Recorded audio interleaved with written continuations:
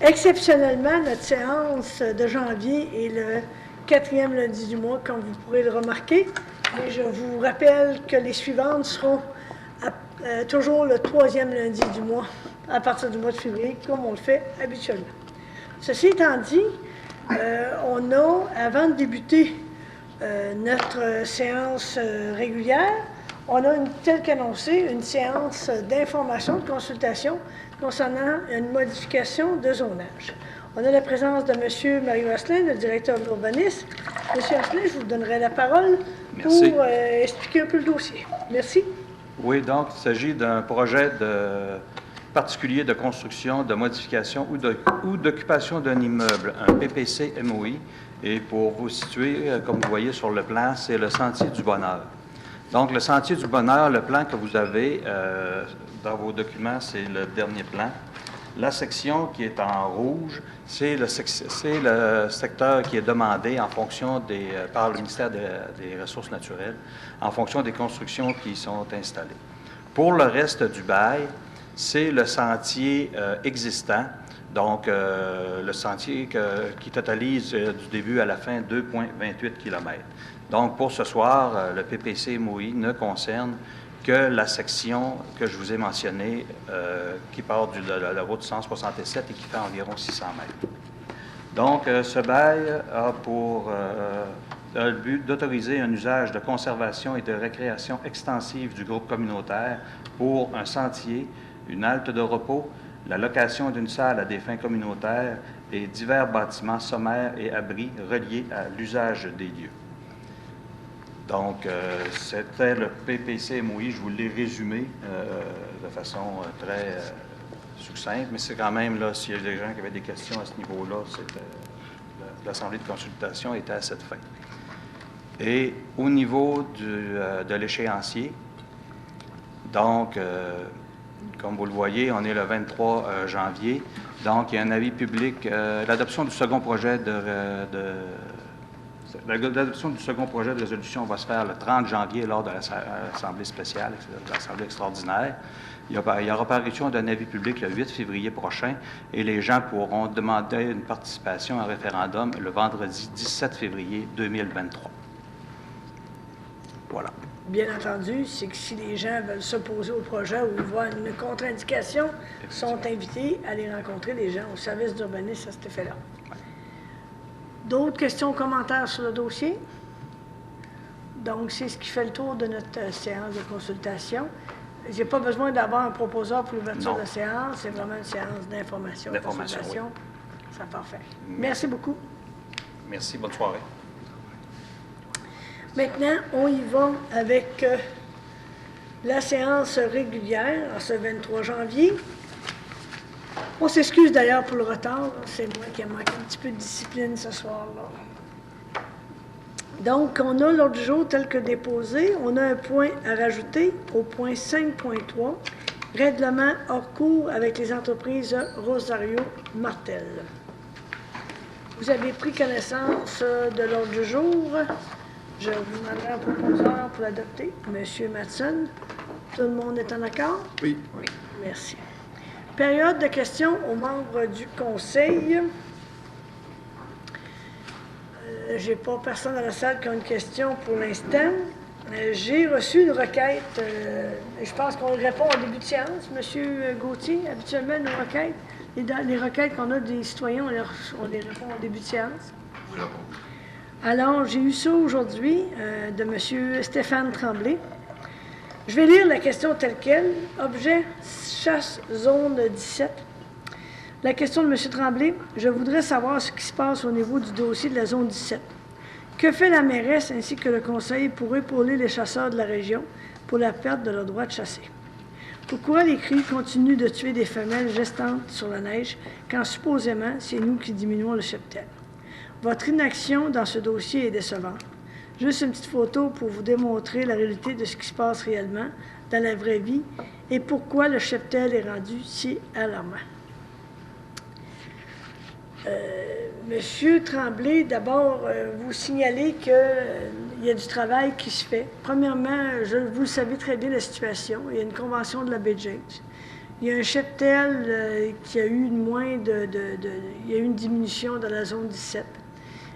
Je rappelle encore que la grand chef et certains chefs nous ont dit qu'ils regarderaient pour partager avec les chasseurs jamaisiens une portion de ces permis-là, de cette collecte-là.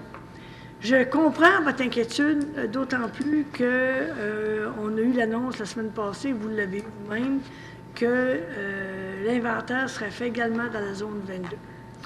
Ce soir, je n'ai pas la solution ni la réponse, sauf vous dire que je comprends votre inquiétude.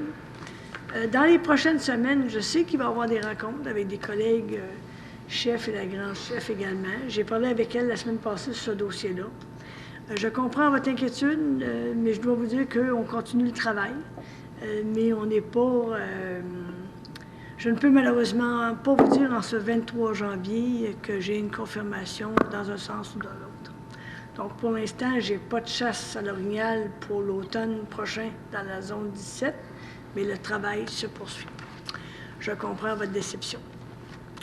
Mais c'est là qu'on en est. Donc, j'aime pas tourner en rond moi non plus, mais ce que je veux vous dire, c'est qu'on va avoir des rencontres dans les prochaines semaines avec des collègues chefs et la grand chef qui devraient nous revenir un peu avec une proposition. Voilà.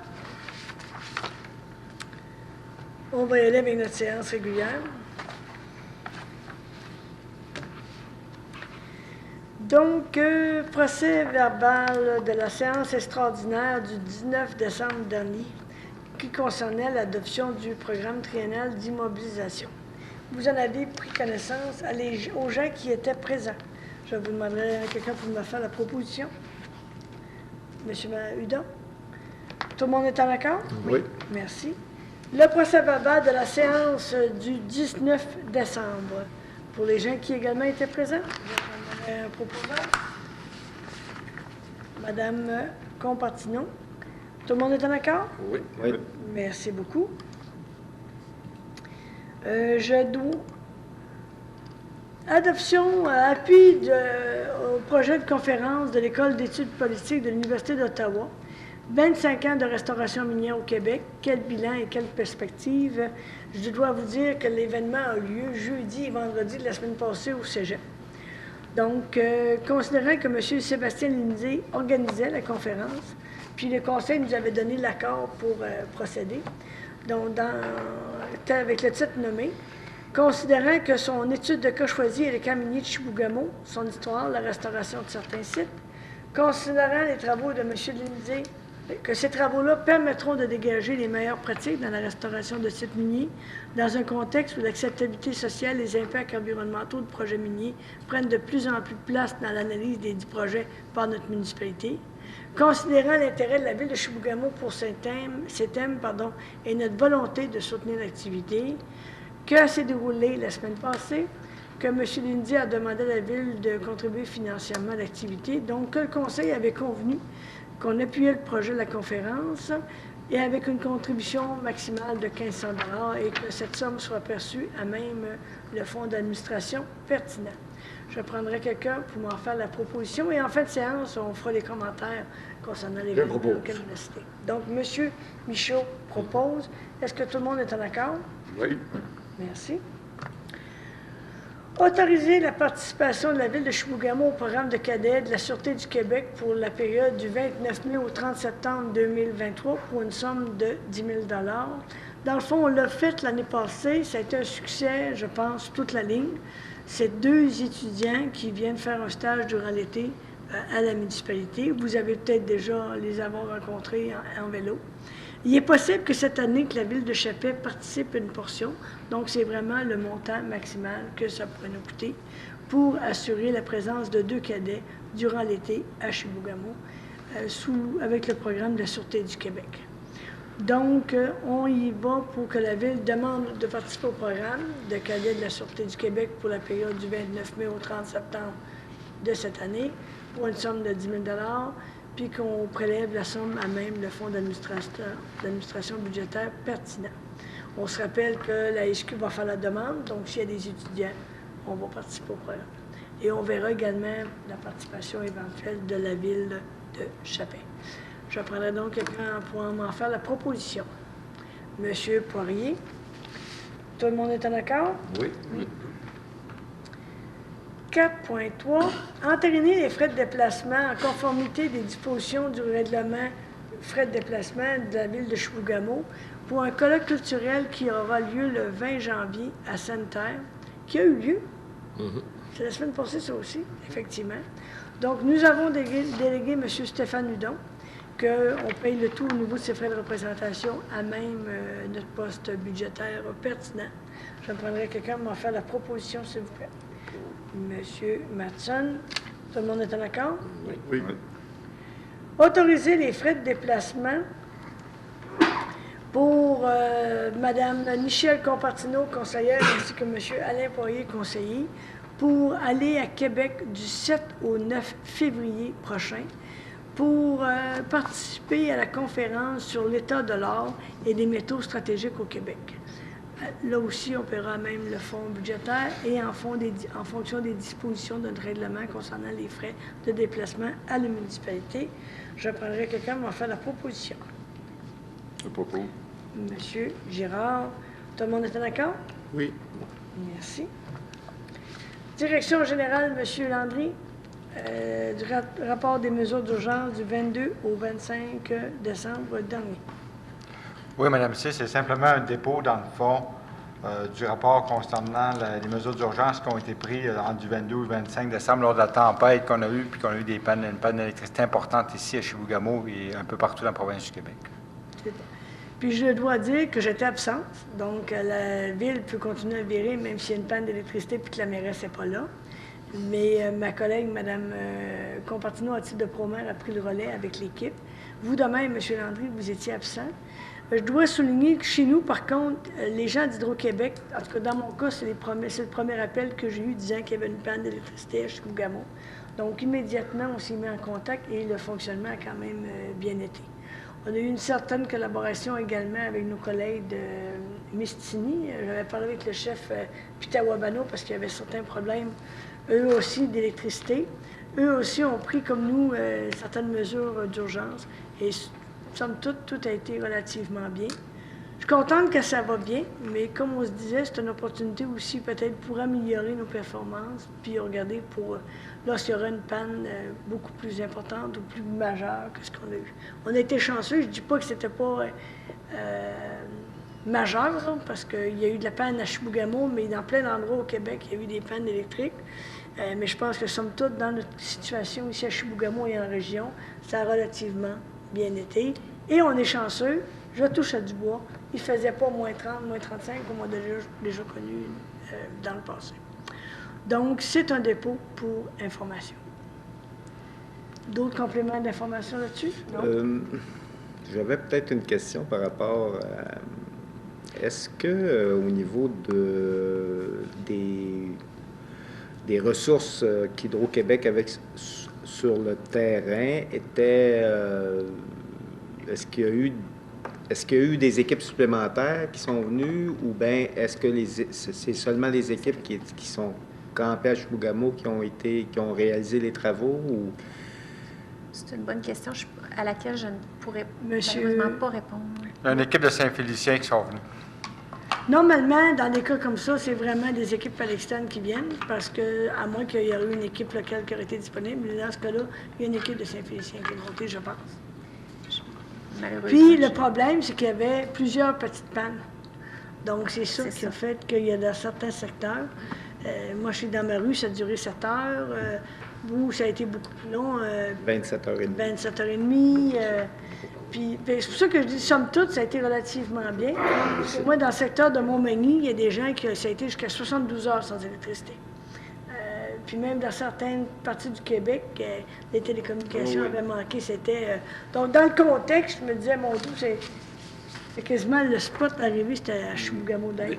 Mais il reste quand même que c'est un enjeu parce que on revient, tu sais, parce que Hydro-Québec, les équipes qu'on a de présent ici à Chibougamau, on sait jamais combien qu'il y a d'équipes, puis réellement, tu sais, fait que j'aimerais ça qu'on se renseigne de façon plus approfondie sur l'état de situation de nos équipes ici, combien de monteurs, etc., pour qu'on ait une idée plus juste, là.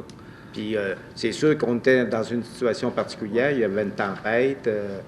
Les gens, s'ils partent de Saint-Félicien en pleine tempête, là, c'est sûr que c'est plus difficile. Là. Sauf que moi, ce que je pense, monsieur, on a déjà eu une rencontre avec les gens d'Hydro-Québec et je pense qu'il faut revoir une autre rencontre pour regarder l'évolution. Puis à chaque année, avec les gens de développement à Chibougamau, puis l'équipe, qu'on questionne à Chibougamau, mais aussi également au niveau de la région. Fait que je pense que votre demande serait de faire aussi une demande pour se recevoir là, à nouveau les gens d'Hydro-Québec d'ici le printemps pour voir justement l'état de situation, puis comment ils penseraient pallier à la problématique de main-d'œuvre qu'ils ont dans certains secteurs. On parle distribution, transport, on gère quand même tout près ici 2 postes majeurs électriques, Abitibi et Chibougamau, qui ont une importance stratégique pour le Québec. Ce serait l'occasion aussi d'avoir une discussion là-dessus. Oui, parce monsieur. que toute la structure d'Hydro-Québec a changé là, dernièrement. Fait que, on est rendu Tout à fait, avec merci. un Hydro-Québec. Ça fait que, oui, mais pour enchérir avec M. Poirier, c'est que je veux savoir au début combien il y avait d'équipes ici. T'sais, on savait tous qu'il y avait une tempête qui s'en venait. Est-ce que l'Hydro-Québec a prévu? T'sais, parce que là, on n'a pas été dans ce détail-là, là, mais je pense qu'on faudrait retourner Ça un vaut la peu, peine. se poser des questions. Comment que ça s'est passé? Mais moi, on pourra poser la question comment ça s'est passé, mais je veux vous dire, pour avoir vécu ailleurs, qu'ici, là, l'équipe a monté de Saint-Félicien, puis on a été relativement chanceux dans le contexte. Si on se compare ailleurs, là, vous allez me dire, on peut toujours faire mieux. Fait qu'on pourra questionner pour voir un peu l'équipe, puis voir un peu ce qu'il y en est. Je suis d'accord avec vous, mais moi, je pense qu'il faut aller pousser plus loin par rapport, nous à l'interne versus les mesures d'urgence, comprendre de cette expérience-là qu'est-ce qu'on peut améliorer, puis 2, de voir avec Hydro-Québec, est-ce qu'il aurait pu répondre mieux, puis qu'est-ce qu'il y en est dans un futur. Mais aussi, ça c'est un premier volet mesures d'urgence, si je vous entends bien, mais regarder également pour voir, d'ici le mois de juin, se rasseoir avec eux, puis voir c'est quoi la suite par rapport à Hydro, surtout avec la nouvelle réorganisation. C'est Comment, ça. concrètement, ça se produit actuellement. Avec le départ de Mme Brochu aussi, il y a beaucoup de changements qui vont y avoir là, aussi. Là. C'est un bon timing, je trouve. Ça va, M. Landreau, on a pris ça en note? Ça vous convient, messieurs, dames? Oui. Fait que c'est beau pour le rapport sur les mesures d'urgence. Félicitations à la gang et à l'équipe. Puis Mme Compartino, c'est un bon test, là. Nomination du ou d'un remplacement en l'absence du directeur général. Monsieur Landry. Oui, Madame Cyr, c'est que je vais être absent du 13 au 17 février.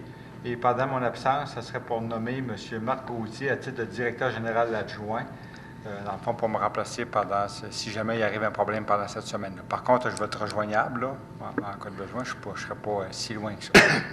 Je parlerai à quelqu'un qui va en faire la proposition. Madame Compartino, tout le monde est en accord?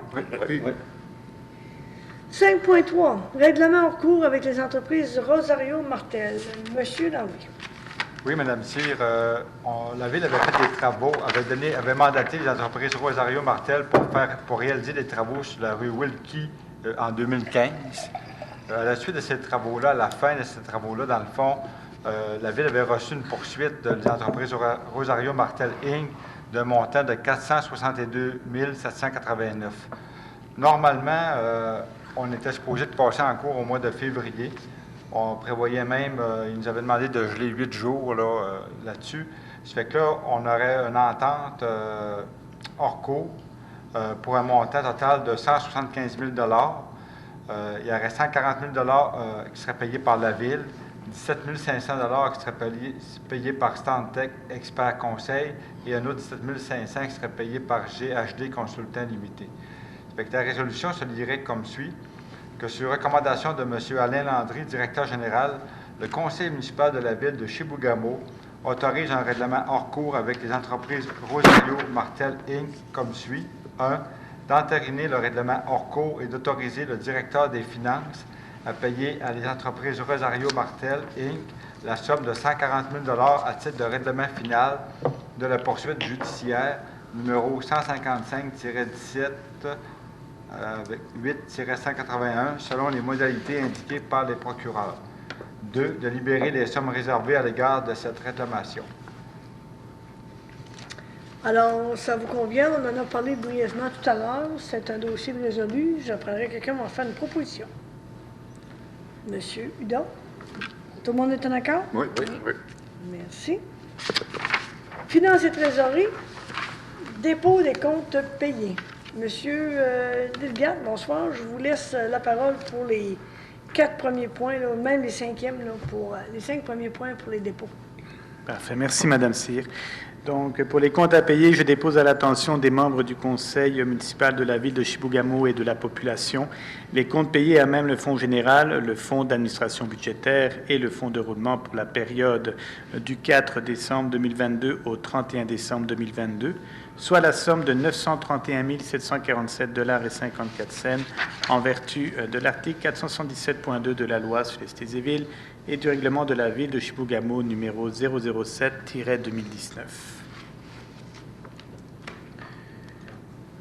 Pour les comptes salaires, je dépose à l'attention des membres du conseil municipal de la ville de Chibougamau et de la population le rapport du compte salaire pour les pays numéro 49 à 52, soit la somme de 652 261,02 $ pour les syndiqués et non syndiqués, pompiers et pompières, cadres et membres du conseil, en vertu de l'article 477.2 de la loi sur les cités et villes et du règlement de la ville de Chibougamau numéro 007-2019. Pour les heures supplémentaires, je dépose à l'attention des membres du conseil municipal de la ville de Chibougamau et de la population le rapport des heures supplémentaires pour les pays numéro 49 à 52, soit la somme de 15 405,57 $ en vertu de l'article 477.2 de la loi sur les cités et villes et du règlement de la ville de Chibougamau numéro 007-2019.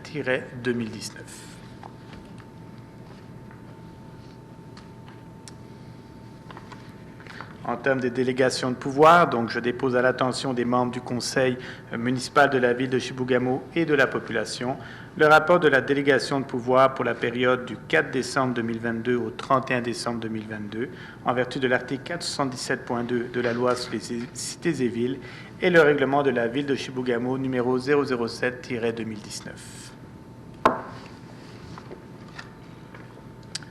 Pour le surplus non affecté de la réserve, donc je dépose à l'attention des membres du conseil municipal de la ville de Chibougamau et de la population le rapport du surplus non affecté de la réserve en date du 19 janvier 2023. Le montant total du surplus accumulé non affecté est de 21 882,89 $ et le montant total du surplus accumulé affecté est de 5 536 965,88 $. Merci. Modification budgétaire. Bien entendu, on va ajuster avec le point 5.3. Monsieur Delgado. C'est exact, Madame Cyr. Donc, pour les modifications budgétaires, c'est d'approuver les modifications budgétaires présentées par moi-même, Monsieur Jonathan Delgado, trésorier et directeur des finances en date du 19 janvier 2023, pour les montants suivants: fonds de roulement à 0, le fonds d'administration budgétaire 104 088 $ et le fonds général 36 244,24 $. À cela, bien sûr, on va rajouter le 140 000 $ qui sera ajusté pour le règlement final hors cours avec les entreprises Rosario Martel Inc. Je prendrai quelqu'un qui va faire la proposition. Madame Constantino. Vous savez, quand vous levez la main, si j'ai la tête à gauche ou à droite, mais si vous le dites, je propose, ce sera encore Je mieux. propose. Madame Constantino, parce que là, vous allez me dire, on sait bien, ils prennent toujours les mêmes. Tout le monde est en accord? Oui. Merci.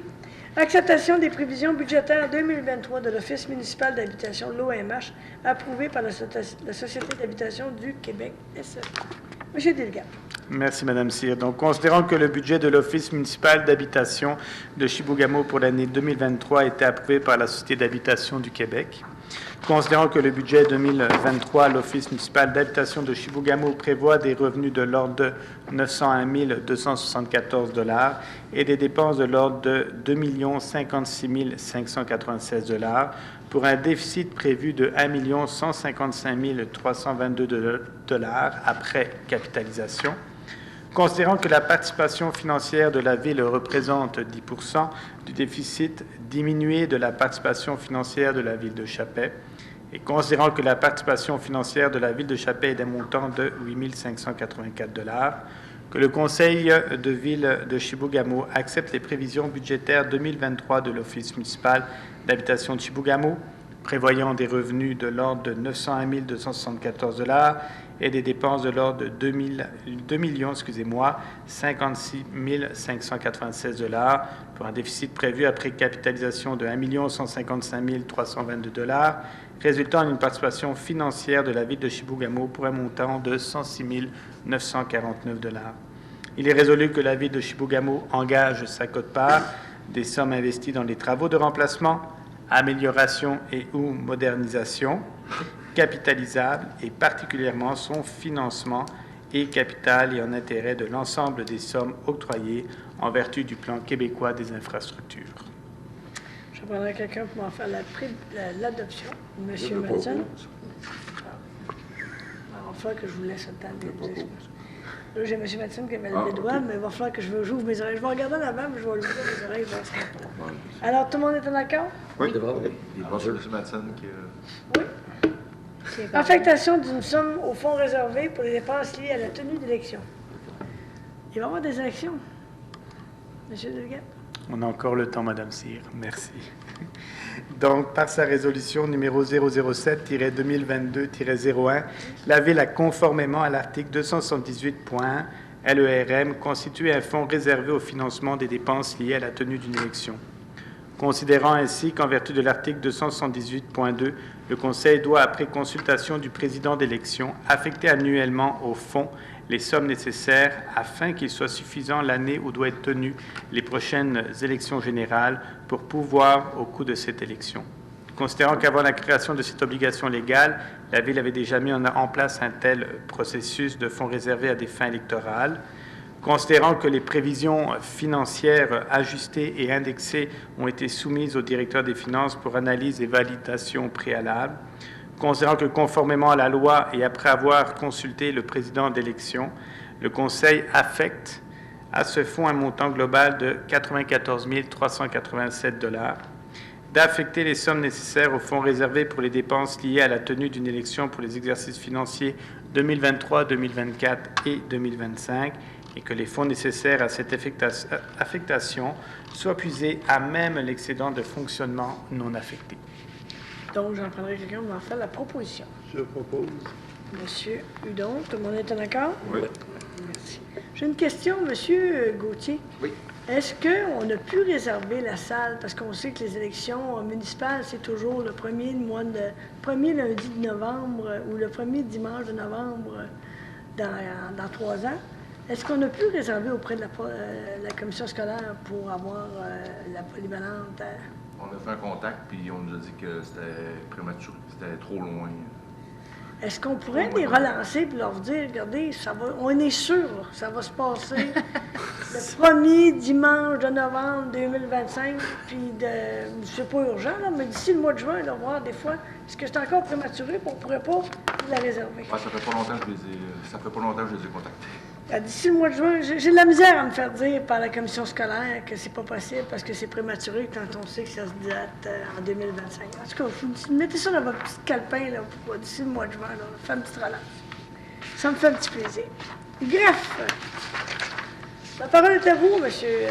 Puis inquiétez-vous pas si vous oubliez, monsieur Gauthier, je vais vous reparler à peu près aussi bon. Donc, c'est-tu encore prématuré pour réserver la polyvalente pour les élections municipales en 2025? Bon, Madame Cyr, je vais manquer un petit peu de discipline, je m'excuse. Adoption du règlement numéro 008-2022, règlement ayant pour objet de décréter une dépense et un emprunt de 2,3 millions, je fais un chiffron, pour des travaux de construction d'un centre de compostage fermé, le tout étant effectué dans le cadre du projet 322-11. Monsieur Gauthier. Merci, Mme Cyr. Alors, le projet de résolution se lit comme suit. Considérant qu'un avis de motion du présent règlement a été dûment donné lors de la séance ordinaire tenue le 19 décembre 2022 et que, conformément à la loi, le projet a été déposé à l'intention de la population, il sera donc proposé d'adopter le règlement numéro 008-2022, règlement ayant pour objet de décréter une dépense et un emprunt de 2 349 473 $ pour des travaux de construction sur la plateforme asphaltée existante au lieu d'enfouissement technique, soit notre LET, d'un centre de compostage fermé, le tout étant effectué dans le cadre du projet 322-11. si je me rappelle bien, les projets vont bon train, il est pratiquement terminé. Donc là, on est vraiment rendu au niveau du financement du projet. J'apprendrai quelqu'un m'en faire la proposition. Je propose. Monsieur Girard, tout le monde est en accord? Oui. Avis de motion et dépôt afin que soit adopté lors d'une prochaine séance un règlement ayant pour objet de décréter une dépense et un emprunt pour des travaux de construction dans le parc industriel d'un garage municipal. Monsieur Gauthier. Merci, Mme Cyr. Alors, l'avis de motion se lit comme suit. Avis de motion est donné et le projet de règlement est déposé par l'un d'entre vous pour que soit adopté lors d'une prochaine séance un règlement ayant pour objet de décréter une dépense de 13 988 660 $ et un emprunt de 8 418 660 $ pour des travaux de construction dans le parc industriel d'un garage municipal, le tout étant effectué dans le cadre du projet 318-11-1, conformément à la loi sur les cités et villes. J'en prendrai quelqu'un m'en faire l'avis de motion. Je propose. Monsieur Matson, tout le monde est en accord? Oui. Puis à la fin, je dois rappeler aux citoyens que la séance d'information concernant le projet de garage municipal a lieu demain soir, le 24 janvier, 2023, à 19h ici à l'Hôtel d'Aile. Loisirs, culture et vie communautaire. Monsieur Landry? Oui. Présentement, Mme Cyr, à l'Association québécoise de loisirs municipal, il y a un siège qui est réservé pour la région nord du Québec et ce siège-là est actuellement vacant. Ça fait que ça serait pour autoriser Mme Annick Boulanger, notre directrice du service des loisirs, de la culture et de la vie communautaire, à poser sa candidature à titre de représentante de la région nord du Québec au conseil d'administration de l'Association québécoise du loisir municipal. Simplement pour vous rappeler à tous là, que ces frais de déplacement à ce moment-là, si elle est élue à ce poste-là, vont être assumés par l'Association de loisirs, le QLM, dans le fond, et non pas par la Ville. Merci beaucoup. Mais nous, on la rend disponible pour qu'elle puisse participer aux travaux. Exactement. Je prendrai quelqu'un m'en faire la proposition. Je propose.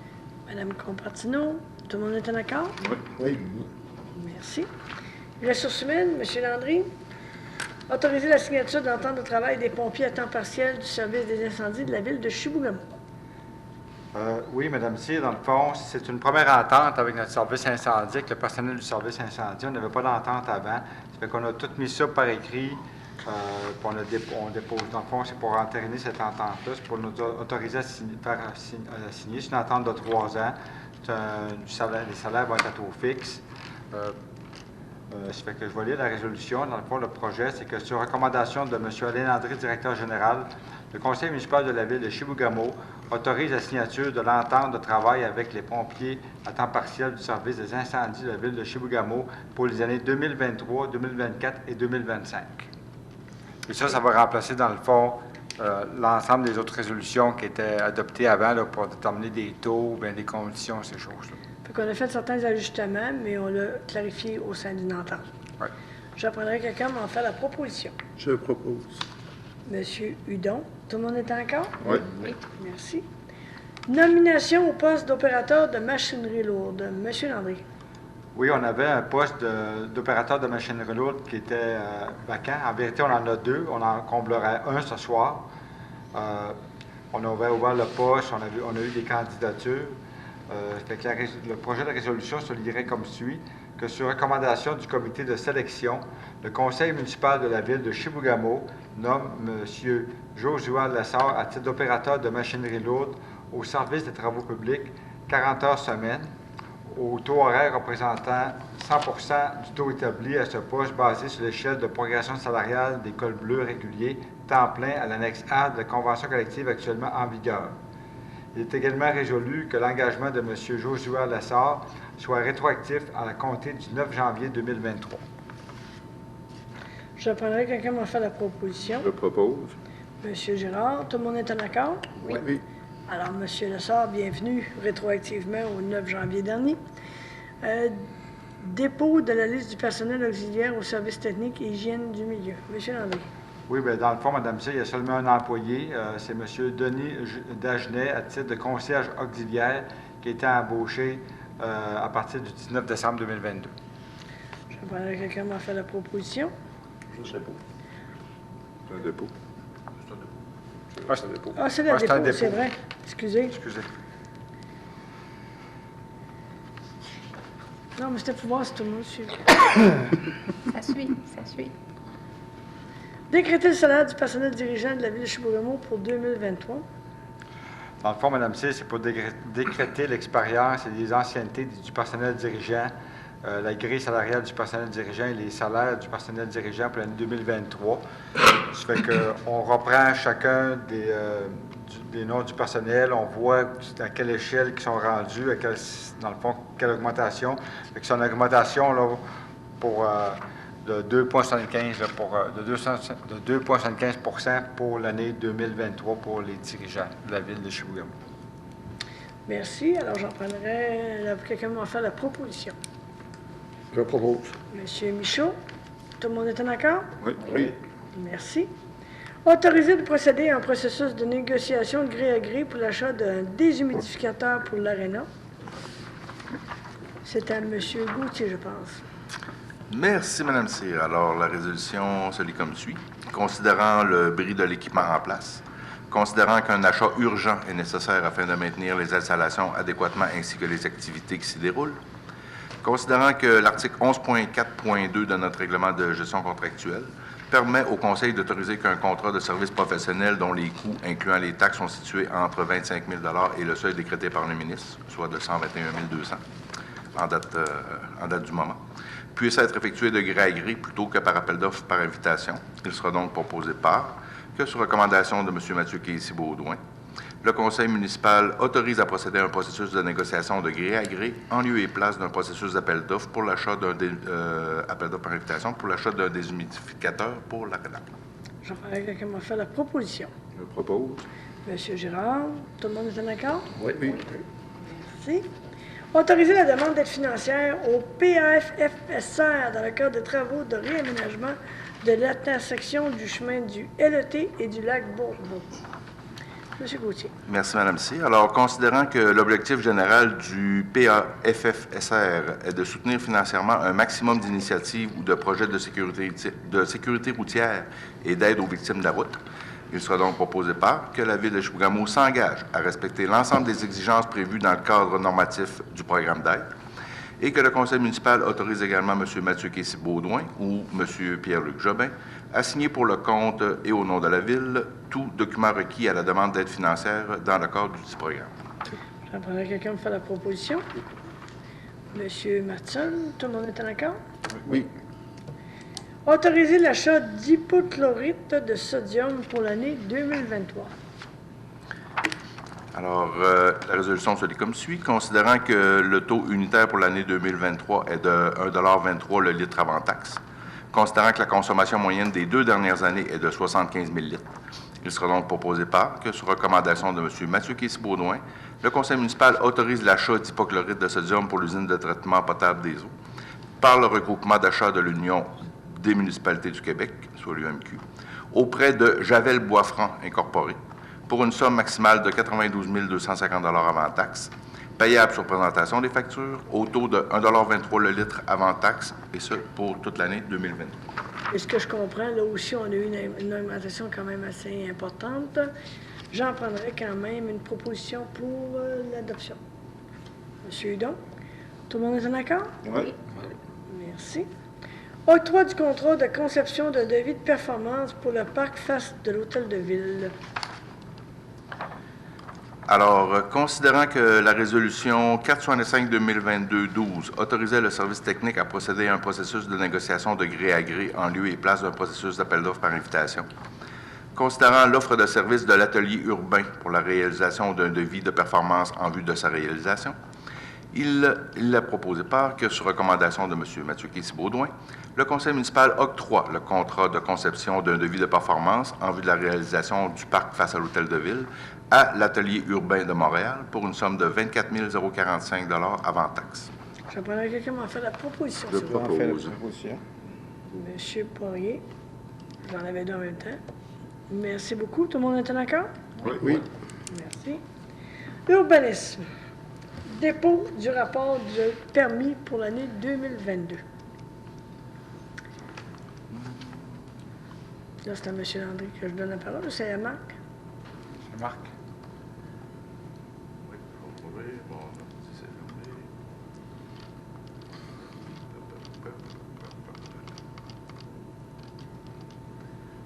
Alors, Monsieur Mario Asselin dépose à l'attention des membres du Conseil et de la population le dépôt du rapport de permis 2022, dépôt que vous avez déjà eu l'occasion de voir au préalable. C'est un dépôt. Alors, grosso modo, j'aimerais ça qu'on fasse peut-être une petite publication pour expliquer à nos citoyens que dans la dernière année, on a quand même eu une certaine diminution des permis. Rappeler l'importance des gens d'avoir des permis, parce que ce qu'on se constate, c'est qu'il y a quand même la réflexion des travaux qui se font. Puis que c'est sûr que cette année, on a quand même une valeur intéressante, mais qui est moins importante que c'était en 2022 ou 2021, parce qu'on avait une réflexion des écoles, la construction de nouvelles écoles. C'est sûr que là, on a 2 blocs appartements, 2 20 logements qui s'en viennent. Mais en tout cas, M. Landry, j'aimerais ça qu'on ait une petite communication particulière pour les citoyens, là, pour faire un petit état de situation par rapport au dépôt du permis que les gens peuvent consulter sur le site de la municipalité. C'est pris en note. Merci. Limite du parc Obalski, M. Gauthier. Alors, la résolution se lit comme suit. Considérant que le ministre des Ressources naturelles et des Forêts a relevé un empiètement par un propriétaire privé à l'intérieur des limites du parc Obalski et qu'il s'agit du seul terrain concerné.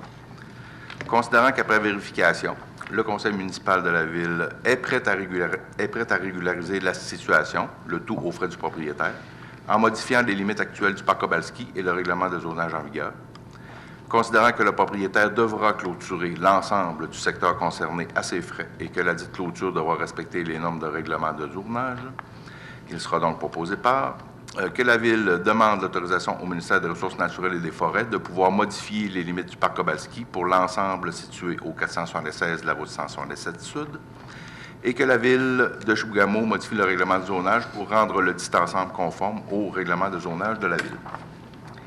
Je vais prendre quelqu'un m'a fait la proposition. Je propose. Monsieur Michaud. Tout le monde est en accord? Oui.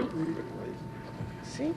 Autorisation pour la signature du bail pour une partie du lot 4 511 610 relatif à l'aménagement pour une enseigne Marina de Chibougamau. Une belle enseigne d'ailleurs qui a déjà été installée. Monsieur Gauthier. Exactement. Alors, c'est pour régulariser son emplacement qui est situé sur un terrain de la Ville. Alors, considérant que la demande de Marina Chibougamau Inc. vise l'installation d'une enseigne sur le socle de béton existant pour une enseigne extérieure.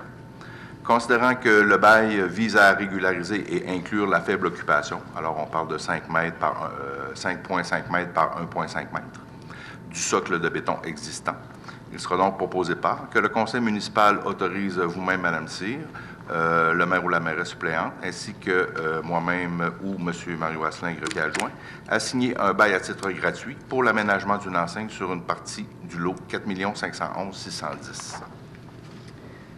J'en prendrai quelqu'un m'a fait la proposition. Je propose. Madame Compartino, tout le monde est en accord?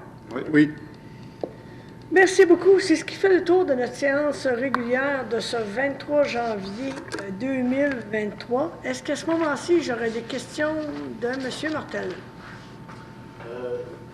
Oui, peut-être concernant le règlement avec la firme Rosario Martel. C'était au sujet de quoi? Hein, C'était la rue Bordelot. Wilkie, Bordelot. Ça avait été des travaux. Puis il nous poursuivait pour des dommages et des compensations pour des travaux qui avaient dû réaliser supplémentaires. Donc, c'est un dossier qui date de 2015. Alors, puis l'occasion, on a donné le mandat à notre avocat de régler hors cours dans la mesure du possible et on a conclu l'entente la semaine passée.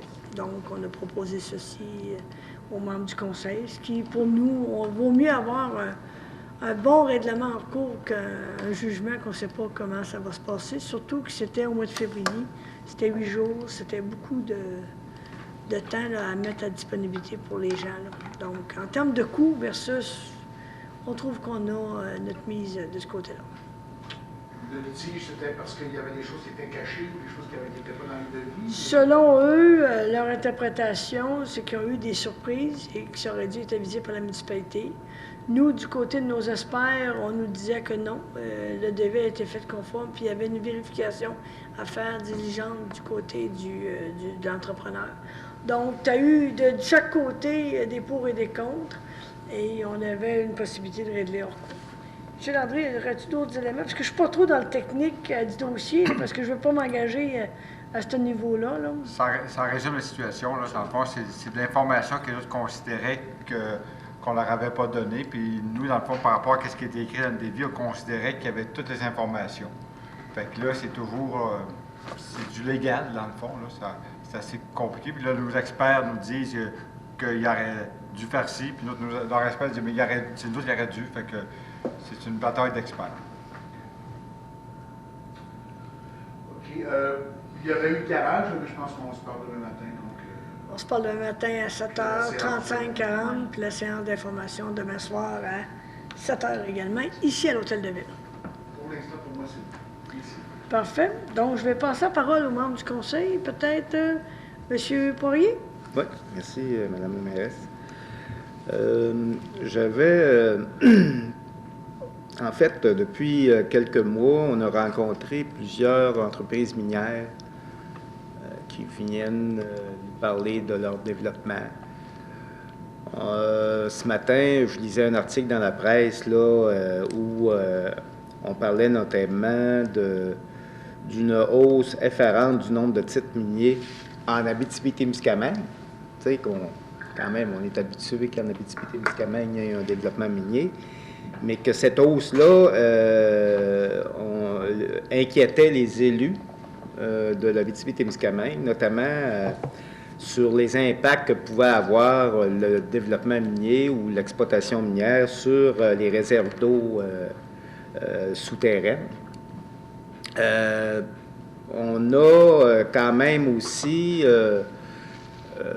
dans les derniers mois, discuté au sein de l'administration régionale Baie-James d'une certaine insatisfaction de la part des élus concernant les impacts, c'est-à-dire les retombées économiques réelles que pouvait avoir l'industrie minière dans notre région, dans celle du nord du Québec, y compris celle dans la région de Chibougamau-Chapelle. Et on a, dans cette perspective-là, on a commencé une démarche là, de réflexion au niveau des élus pour avoir une stratégie commune quand on rencontre les industries minières pour maximiser davantage les retombées économiques. Mais aussi, on a une préoccupation de plus en plus sur les impacts que peut avoir l'industrie minière sur l'environnement, notamment. Et ça, quand on discute avec certaines municipalités qui ne sont pas habituées au développement minier, et dans ce sens-là, justement, prochainement, je vais avec mes collègues à la RBJ sur un forum municipal là, sur le thème de l'intégration des activités minières et l'acceptabilité sociale et la cohabitation de l'industrie minière. Tu sais, quand que c'est à proximité des villes, ben ça a un impact beaucoup plus important que ce que nous, on est habitués maintenant, qu'on n'a plus de mines à l'intérieur de notre territoire.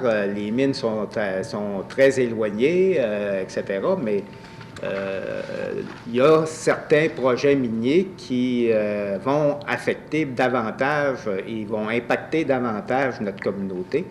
Je n'ai pas besoin de les nommer, ces projets-là. Alors, je veux qu'on réfléchisse au niveau du Conseil sur l'industrie minière et son impact. De plus en plus, ça va être important de réfléchir à cette industrie-là parce qu'elle a un impact là, important. Et puis, justement, mais Mme la mairesse va en parler tout à l'heure, on parlait de la restauration des sites miniers, mais on est encore quand même là, impacté par cette industrie-là. Alors, voilà, c'est ce que j'avais à dire sur ce plan-là. Merci et bon rendez-vous à Gatineau oui. à la fin de la semaine. Oui. Monsieur Michaud. Oh, ça va être bien simple. Ce soir, j'aimerais souhaiter une très bonne année à tous les citoyens, une très bonne année 2023. Santé et succès dans tous vos projets. Merci. Monsieur Hudon. Bonjour tout le monde. Moi, mon plus important, vous savez que mes dadas, c'est la santé et la sécurité. Ça, c'est de bonne santé, mais on peut améliorer les choses. La première des étapes, ça va être la semaine de la prévention du suicide, la 1er de février. C'est tout le temps important de se rappeler l'importance de prendre soin de notre santé mentale et de nous aussi, des gens qui nous entourent. Donc, je vous invite à la vigilance et participer aux activités. Deuxième des choses, je trouve important de nommer que, pour moi en tout cas, les incidents de décembre, qui ont été quand même bien gérés, m'ont appris que j'étais peut-être pas le meilleur pour gérer mon propre domicile. Donc là, je suis en travail pour faire la trousse 72 heures, qui est une recommandation souvent des services de sécurité, qu'on peut trouver sur Google. C'est assez facile d'accès, puis de permettre de savoir comment on peut préparer en cas de problème, comme avoir de l'eau potable, avoir son plan familial de qu'est-ce qu'on fait. Quand on n'a pas de chauffage, qu'est-ce qu'on peut mettre en place, où est-ce qu'on peut aller. Avoir de l'argent, hein, parce que, mettons, qu'on n'a plus de carte de débit, à cette heure, avec les Internet et tout ça, qu'est-ce qu'on fait? Où est-ce qu'on va? Avoir un peu d'argent comptant, avoir ses cellulaires prêts, piles, briquets. Bref, ça a été un gros apprentissage de moi qu'on est en train de se mettre ces travaux. J'invite les citoyens à faire, peut-être à réfléchir à tout ce côté-là, comment se préparer pour les incidents. Puis la deuxième des choses, j'ai eu la chance d'être invité par un colloque de Santerre pour aller parler un peu de comment on est une culture inspirante, parce que les autres, on a trouvé qu'on a fait des beaux travaux, puis on a des belles choses qui se passent à Chibougamau. J'ai été fier parce que, écoute, moi je me rappelle, il y a quelques années, j'ai été à un colloque à Chibougamau où on invitait un maire de Baie-Saint-Paul à nous parler de comment son milieu est inspirant, puis comment rendre le nôtre inspirant. Puis là, on commence à nous, aller des fois être invités à aller dire que notre milieu commence à être inspirant pour les autres. Puis on a fait des beaux travaux, fait qu'on a une belle équipe qui a travaillé fort avec nos artistes aussi. Puis je trouve qu'on a des belles étincelles qu'on commence à récolter puis avoir un milieu de plus en plus vivant sur la culture. C'est une belle réussite, puis j'en étais fier, puis je suis fier d'en parler à soir. Alors, merci de votre participation à Santerre. Là, je vais vous jouer un tour, mais avec M. Girard. Moi aussi, ça va être bref. Une bonne année 2023 de la santé. Je me permets de souligner aussi la participation de notre équipe Pee-Wee 2V de Chibougamau, des ambassadeurs. On avait le chandail justement l'autre jour. Notre équipe Pee-Wee a gagné le tournoi Pee-Wee provincial de Jonquière, qui est la première fois que Chibougamau remporte ce tournoi-là. Ça fait 57 ans que ça existe, ce tournoi-là, puis c'est la première fois qu'une équipe Pee-Wee de Chibougamau remporte la première place. Et présentement, au classement général de tout le Québec, on est en première position. Fait que je pense qu'on peut être fiers de nos petits gars qui nous représentent bien à l'extérieur. Je voudrais les féliciter. Merci. Et je comprends qu'il y avait une problématique. Habituellement, les champions de ce tournoi-là vont au tournoi Pee-Wee de Québec. Mais semble-t-il que cette année, il faut s'en parler, M. Girard, là-dessus. Il faut peut-être qu'on essaie de faire une petite intervention pour leur dire que... On n'était pas assez fort pour battre leur meilleure équipe à Québec, mais on les a battus en finale 8-4 là, dernièrement. Aucun commentaire. Madame Compartino. Bien, c'est un peu dans la même veine que mon collègue Girard. Le club de natation Natchib était en représentation, en fait, en compétition à Saint-Félicien en fin de semaine dernière. C'était une compétition régionale, ce sont des tout jeunes, mais ce que je veux souligner, c'est la collaboration de notre club local avec des jeunes de Mistassini. Donc, on avait une belle représentation cri et jamédienne au sein d'un même club. Une participation, c'était la première fois que Mistassini était représenté en compétition avec nous, en fait, avec le club de Natchib. Et ça a été souligné par les organisateurs de la compétition. Alors, je voulais simplement souligner les efforts de notre club local pour travailler avec nos voisins des communautés CRI pour faire la promotion, bien sûr, des saines habitudes de vie, de la natation dans ce cas-ci. Mais cette collaboration-là, ça donne lieu à des beaux échanges, notamment à des relais entre représentants de Mistassini et des représentants des jeunes nageurs de Chibougamau. Alors, c'était franchement très beau à voir, de les voir partager un repas ensuite, puis d'être fiers ensemble pour les épreuves qu'ils avaient faites. Bref, c'est ce que je voulais souligner ce soir. Puis je voulais, en terminant, faire écho à ce que M. Poirier disait. Je voulais simplement, Alain, te dire que tu trouveras sur ton passage, au niveau de la collaboration, pour toute la maximisation, la collaboration de développement Chibougamau. Alors, sois bien assuré que si tu as besoin de nous, on sera là. Merci beaucoup. Monsieur Matson?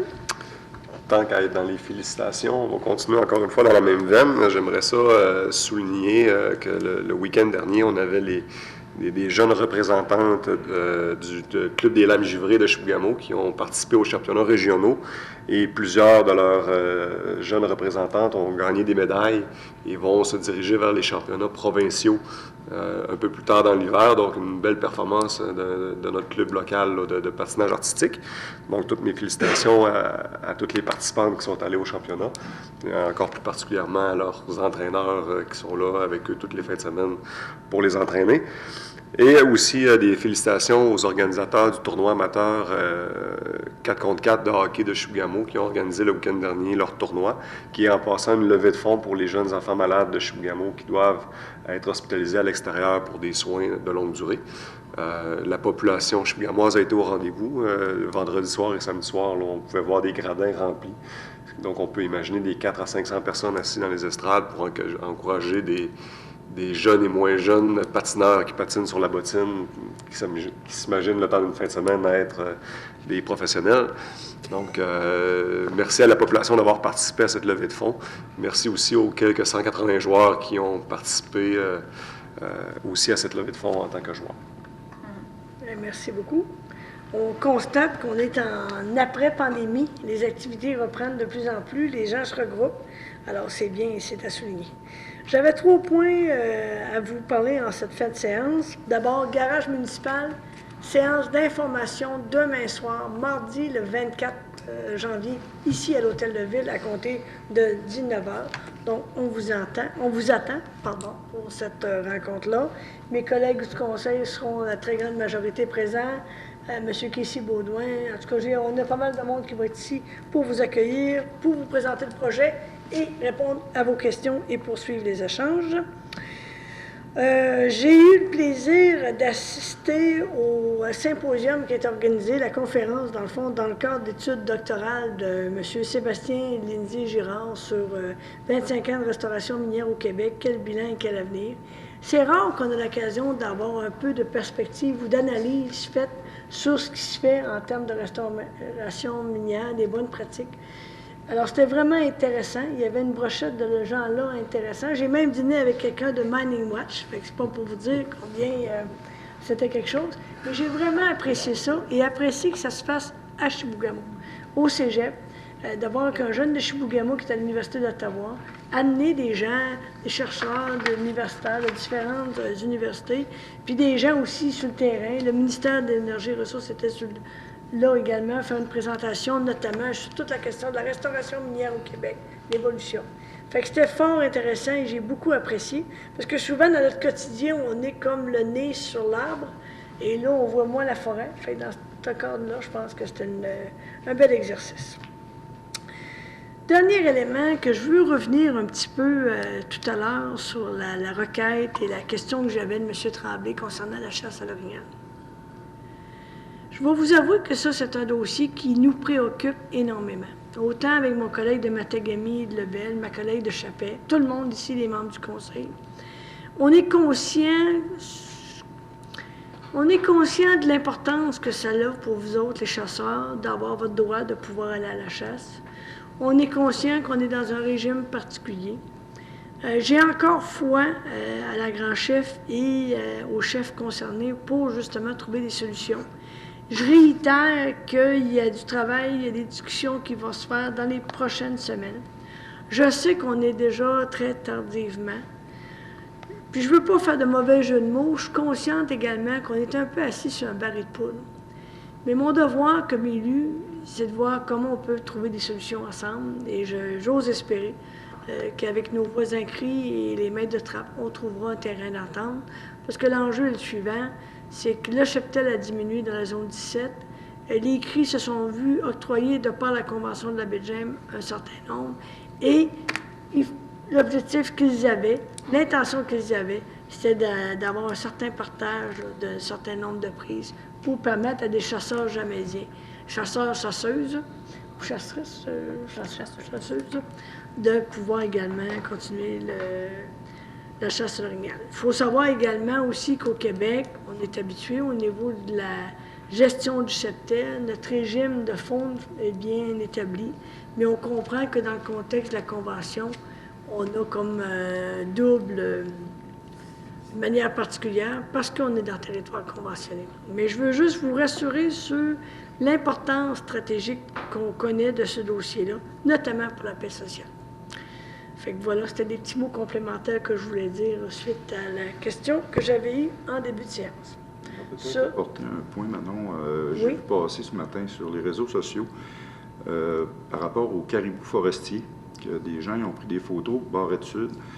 Puis j'ai remarqué que les propos étaient très, très durs envers la communauté, autant la nôtre que les communautés autochtones. Puis je prends un fait de dire aux gens de faire attention à leurs propos sur Facebook, là, parce que ça pourrait dégénérer assez vite.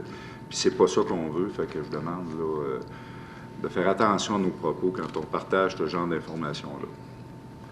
C'est noté, ça fait toute partie de la notion de paix sociale et comment on peut régler un différend. Mais je comprends, j'entends très bien, lors de la dernière réunion que j'ai eue ici à Chibougamau du gouvernement régional, j'avais une quinzaine de représentants jamésiens qui sont venus nous rencontrer pour poser des questions à cet effet-là. On sait qu'on est assis sur un baril de poudre et qu'il y a un enjeu, je pense, de société dans notre région. Mais il ne faut jamais négliger les efforts qu'on fait pour travailler ensemble dans la bonne collaboration. Mais je comprends l'insatisfaction et je vous remercie de votre commentaire, M. Girard. Effectivement, on doit être prudent sur nos propos. Ceci étant dit, je vous souhaite une bonne année 2023. La santé, puis ce que vous gérez, gérez-le. Puisque vous ne pouvez pas gérer, bien, envoyez-le à l'univers en espérant qu'une bonne main réussira à prendre le relais. Ceci étant dit, je vous souhaite une bonne fin de séance. On se revoit le 3e lundi du mois de février ou encore et demain à la séance d'information concernant le garage municipal ici à Chibougamau. Alors, je prendrai quelqu'un pour lever la séance, s'il vous plaît. Monsieur Hudon, merci à tout le monde. Bonne soirée.